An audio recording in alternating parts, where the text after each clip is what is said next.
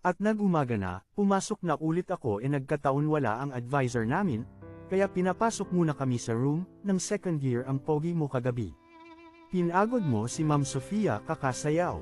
Koncho niya sakin dagdag, pati ako napagod. Sagot ko enjoy naman sir, haha, oo halata ko nga enjoy kayong dalawa sagot niya. Sabi ko pa grabe ang pogi ko daw. Sagot niya o sus, kilig ka naman.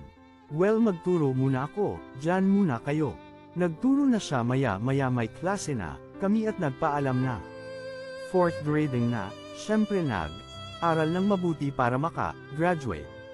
At hindi nga ako nabigo nakapasa ako. Makalipas ang 2 buwan, at sa wakas 4th year na kami. Naalala ko nga birthday ko noon at syempre nagpa-order ako, sa pagkakaalala ko 10 meals ang pina-deliver ko. Sinama ko si Sofia.